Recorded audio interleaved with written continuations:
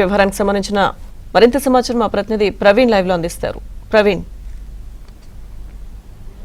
ప్రస్తుతం జమ్మలమడుగు ఎమ్మెల్యే ఆదినారాయణ రెడ్డి కుమారుడు సుధీర్ రెడ్డి కూడా ఈగల్ టీంకు పట్టుబడ్డాడని చెప్పుకోవచ్చు. అయితే డ్రగ్ టెస్ట్ చేసినటువంటి సమయంలో తను గంజాయి సేవించినట్లు ఇప్పటికే పాజిటివ్ రావడం జరిగింది. పాజిటివ్ వచ్చిన తర్వాత తన్ని డిఅడిక్షన్ సెంటర్కు కూడా తరలించినటువంటి పరిస్థితి కనపడుతుంది. నూతన సంవత్సర వేడుకల్లో భాగంగా ఇప్పటికే ఈగల్ టీం అయితే మాత్రం ప్రత్యేకమైనటువంటి దృష్టి పెట్టింది. హైదరాబాద్లో డ్రగ్స్, గంజాయి ఎవరైనా విక్రయించినా లేకుంటే వాటిని సేవించినా వారిపై కఠిన చర్యలు తీసుకుంటామంటూ కూడా ఆదేశించారు. అందులో భాగంగా 31st నైట్ ఈగల్ టీం అన్ఎక్స్పెక్టెడ్గా వెళ్ళి అక్కడ పబ్బుల్లో తనిఖీలు చేసి టెస్ట్ చేసినటువంటి సమయంలో ఇప్పటికే 4 డీజేలకు పాజిటివ్ రావడం జరిగింది. వారందరినీ కూడా అరెస్ట్ చేసి డిఅడిక్షన్ సెంటర్ కూడా పంపించడం జరిగింది. ఇక 31st కంటే ముందే ఈ కేసులో ముగ్గురు అంటే పెడ్లర్స్ ఎవరైతే డ్రగ్స్ సప్లై చేస్తున్నారో ముగ్గురు పెడ్లర్స్ను అరెస్ట్ చేసినటువంటి సమయంలో వాళ్ళ దగ్గర నుంచి వచ్చినటువంటి సమాచారం ఎవరైతే కన్జ్యూమర్స్ ఉన్నారు, ఎవరు కన్జ్యూమ్ చేస్తున్నారు, ఎవరెవరికి సప్లై అవుతుందనేటువంటి అంశానికి సంబంధించి ఈగల్ టీం పూర్తి స్థాయిలో నిఘా పెట్టింది. అందులో భాగంగానే ఈ కన్జ్యూమర్స్ పైన నిఘా పెట్టినటువంటి సమయంలోనే ఆదినారాయణ రెడ్డి కుమారుడు సుధీర్ రెడ్డి కూడా ఈ కన్జ్యూమ్ చేస్తున్నట్లు, ఈ గంజాయి కూడా సేవిస్తున్నట్లు ప్రస్తుతం ఈగల్ టీంకు సమాచారం రావడం, ఈగల్ టీం నార్సింగి పరిధిలో అతను ఉన్నాడని గమనించి నార్సింగికి పోయి తనిఖీలు చేసి అతన్ని డ్రగ్ టెస్ట్ చేసినటువంటి సమయంలో అతనికి గంజాయి పాజిటివ్ వచ్చినటువంటి పరిస్థితి కనపడుతుంది.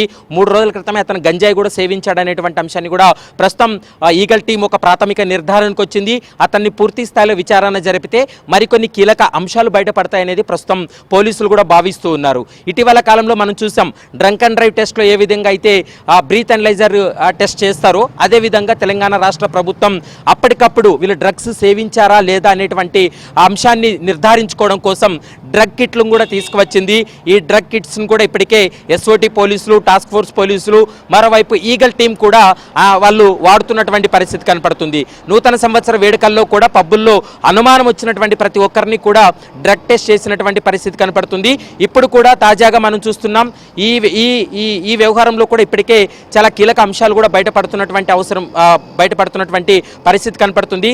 గంజాయి సేవించాడనేటువంటి అంశాన్ని ఒక ప్రాథమిక నిర్ధారణకు వచ్చినప్పటికీ కూడా వీళ్ళకి ఏ విధంగా సప్లై అయింది, ఎక్కడి నుంచి సప్లై అయింది అనేటువంటి కోణంలో కూడా ప్రస్తుతం పోలీసులు పూర్తి స్థాయిలో విచారణ కొనసాగిస్తున్నటువంటి పరిస్థితి ఉంది. నార్సింగ్లో తన ఇంట్లో పార్టీ చేస్తుండగా ఈగల్ టీం పట్టుకుంది. మరోవైపు ముగ్గురుతో కలిసి సుధీర్ రెడ్డి ఈ పార్టీ చేసినట్లు, 4కి డ్రగ్ పాజిటివ్ వచ్చినట్లు, ఇందులో సుధీర్ రెడ్డి కూడా పాజిటివ్ వచ్చినట్లు కూడా పోలీసులు అయితే నిర్ధారణకు వచ్చారు. ఎందుకంటే ఈ 4 కూడా నూతన సంవత్సర వేడుకల తర్వాత ఈరోజు మరోసారి నార్సింగ్ తన ఇంట్లోనే ఈ డ్రగ్ పార్టీ నిర్వహిస్తున్నట్లు కూడా గుర్తించడం జరిగింది. అయితే ఈగల్ టీము వీరిపైన కొంతకాలంగా నిఘా పెట్టింది. నిఘా పెట్టినటువంటి సమయంలోనే ఈగల్ టీం అక్కడికి వెళ్ళినటువంటి సమయంలో సుధీర్ రెడ్డి ఇంట్లోనే ఈ పార్టీ జరుగుతుంది. ఈ పార్టీ జరుగుతున్నటువంటి క్రమంలో 4 కూడా అక్కడ గంజాయి డ్రగ్స్ సేవిస్తున్నట్లు కూడా గుర్తించడం జరిగింది. దీంతో 4ని కూడా టెస్ట్ చేసినటువంటి సమయంలో 4కి కూడా పాజిటివ్ రావడంతో వాళ్ళని ఇమీడియట్లీ పికప్ చేసినటువంటి పరిస్థితి కనపడుతుంది. అంటే ముఖ్యంగా వీళ్ళంతా కూడా కన్జ్యూమర్సే అయినప్పటికీ కూడా వీళ్ళకి డ్రగ్స్ ఎవరు సప్లై చేస్తున్నారు, ఎక్కడి నుంచి ఈ డ్రగ్ సప్లై అయిందనేటువంటి కోణంలో దర్యాప్తు కొనసాగిస్తున్నారు. నేను ఇంతకు ముందు చెప్పినట్టు గత 4-5 రోజుల క్రితమే పెడ్లర్స్ కూడా పట్టుబడడం జరిగింది. ఆ పెడ్లర్స్ యొక్క లిస్టులో ఎవరైతే కన్జ్యూమర్స్ ఉన్నారో వాళ్ళపై కూడా నిఘా పెట్టడం జరిగింది. ఆ నిఘా పెట్టినటువంటి సమయంలోనే ఈ సుధీర్ రెడ్డి నార్సింగిలో తన ఇంట్లో ఈ పార్టీ నిర్వహిస్తున్నట్లు గుర్తించి ఈగల్ టీం కూడా దాడులు చేసినటువంటి పరిస్థితి కనపడుతుంది. మరికొన్ని అంశాలు కూడా వెలుగులోకి రావాల్సినటువంటి అవసరం ఉంటుంది. ఎందుకంటే వాళ్ళంతా కూడా డ్రగ్ మత్తులో ఉన్నారు కాబట్టి వాళ్ళు చెప్పడానికి కూడా వీల్లేనటువంటి పొజిషన్లో ఉన్నారు కాబట్టి ఖచ్చితంగా వారిని మరోసారి కస్టడీలోకి తీసుకొని విచారణ జరిపేటువంటి అవకాశం అయితే స్పష్టంగా కనపడుతుంది.